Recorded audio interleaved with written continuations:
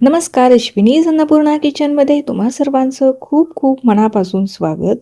मकर संक्रांतीसाठी आज आपण बनवतोय मस्त अशी खुसखुशीत, अजिबात वातट चिवट न होणारी, दाताला न चिकटणारी, मस्त अशी महिना ते 2 महिने टिकणारी कुरकुरीत तिळपापडीची रेसिपी आज आपण पाहतोय, जी बनवायला अतिशय सोपी आहे. अगदी तुम्ही 5 मिनिटात घरच्या घरीच तयार करू शकता, तीही अगदी मार्केटसारखी, उलट त्यापेक्षाही भारी तयार होते. चला तर मग वेळ न घालवता लगेचच आपल्या रेसिपीला आपण सुरुवात करूया. रेसिपी नेहमीप्रमाणेच अगदी साधी, सिंपल, सोपी आहे, त्यामुळे तुम्हाला नक्कीच आवडणार आहे. तर त्यासाठी रेसिपीला एक लाईक जरूर करा. तर अजिबात जास्त काही साहित्य नाही, आपल्याला फक्त 2च साहित्य इथे ही जी तिळपापडी आहे ती बनवण्यासाठी लागणार आहे. तर इथे मी 1 वाटीभर अनपॉलिश तीळ घेतलेले आहे. पांढरे तीळ घेतले तरीही चालेल. सेम वाटीने आपल्याला इथे साखर घ्यायची आहे. तिळपापडी बनवण्यापूर्वी आपल्याला काही पूर्वतयारी करावी लागणार आहे. तर इथे मी पोळपाटाला आणि लाटण्याला ना थोडंसं तेलाने ग्रीस करून घेणार आहे. कारण जेव्हा आपण जे तिळाचं मिश्रण आहे ना, ते साखरेच्या पाकात घालून ते आपण जास्त वेळ आपल्याला ठेवायचं नाही. तर पटापट आपल्याला ह्या पापड्या ज्या आहे ना लाटून घ्याव्या लागणार आहे. तर त्या अगोदरच आपल्याला ही लाटण्याला आणि पोळपाटाला छान असं तूप लावून घ्यायचं आहे, जेणेकरून पापड लाटताना चिकटू नये. त्यानंतर इथे मी एक कढाई घेतलेली आहे. त्यामध्ये आता आपल्याला हे तीळ छान असे खमंग, जोपर्यंत सुगंध सुटत नाही तोपर्यंत आपल्याला भाजून घ्यायचं आहे. चटचट उडायला लागले की आपल्याला गॅस बंद करायची आहे आणि लगेचच पाक तयार करायला घ्यायचा आहे. तर हे पहा, अगदी छान असे चटचट उडायला लागलेले आहे.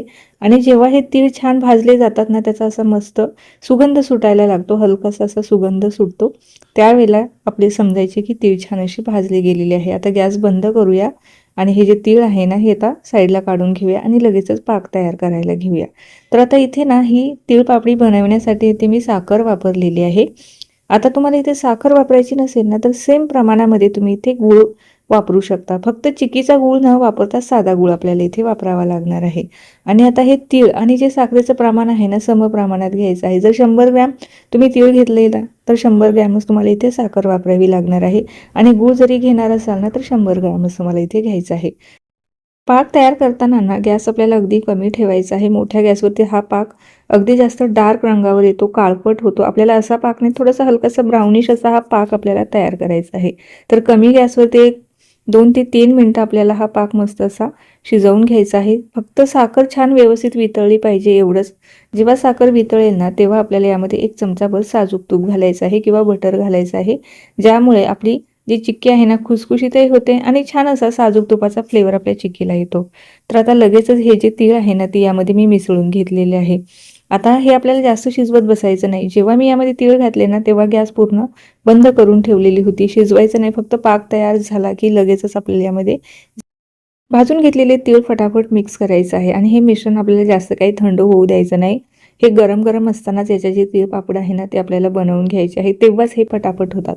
आणि जास्त काही घाबरायची गरज नाही. हे मिश्रण थंड जरी झालं ना, पुन्हा हलकंसं गरम करायचं आणि त्यानंतर हे असे छोटे छोटे पोळपाटावरती गोळे घ्यायचे आणि लाटून घ्यायचे, किंवा असे 2-3 गोळे असे पोळपाटावरती टाकून घ्यायचे. लाटायला सुद्धा जास्त वेळ लागत नाही, फटाफट हे अगदी लाटले जातात. गरम गरम असताना तर हे अगदी मस्त असे पातळ लाटले जातात. तर 4 ते 5 गोळे असे मी साईडला करून घेतलेले आहे. पूर्णपणे करायचं नाही. आणि लाटत असताना ना, बाकीचं जे मिश्रण आहे ना, हे थोड्याफार प्रमाणामध्ये थंड होतं. तर टेन्शन घ्यायची गरज नाही. थोडंसं हलकंसं पुन्हा गरम करायचं. असे छोटे छोटे गोळे घ्यायचे आणि अगदी पातळ आपल्याला ही तिळपापडी लाटून घ्यायची आहे. तुम्हाला पातळ जाड कशी हवी आहे तशी तुम्ही लाटून घेऊ शकता. यावरतून ना मी थोडेसे पिस्त्याचे काप लावून घेतलेले आहे. हे लावणं पूर्णपणे ऐच्छिक आहे.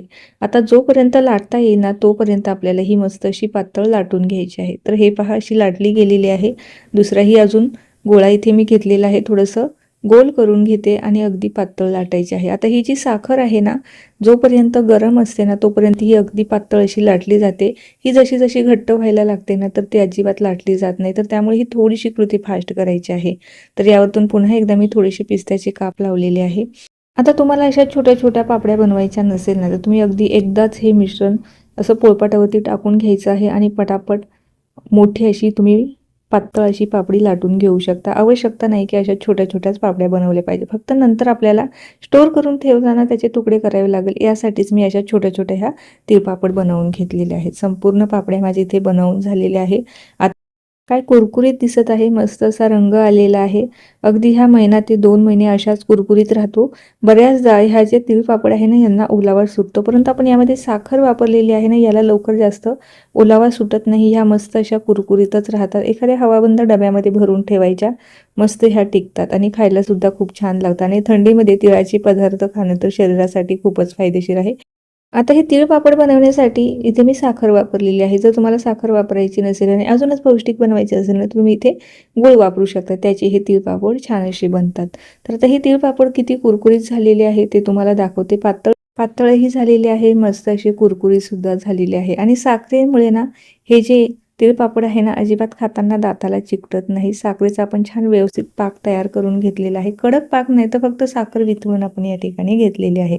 तर हे पहा, यावरून तुम्हाला अंदाज आलाच असेल की हे जे तीळ पापड आहे किती कुरकुरीत आणि खुसखुशीत तयार झालेले आहे.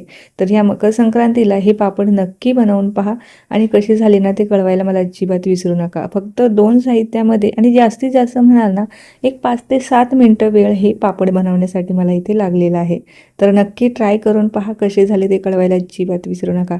रेसिपी तुम्हाला आवडलीच असेल हे तर मला माहीतच आहे. त्यासोबत एक छोटीशी कमेंटसुद्धा द्या, जेणेकरून मला अशाच नवनवीन आणि सोप्या रेसिपी बनवायला अजूनच प्रोत्साहन मिळेल. चला तर मग पुन्हा भेटूया अशाच काही नवीन रेसिपी सोबत. तोपर्यंत धन्यवाद.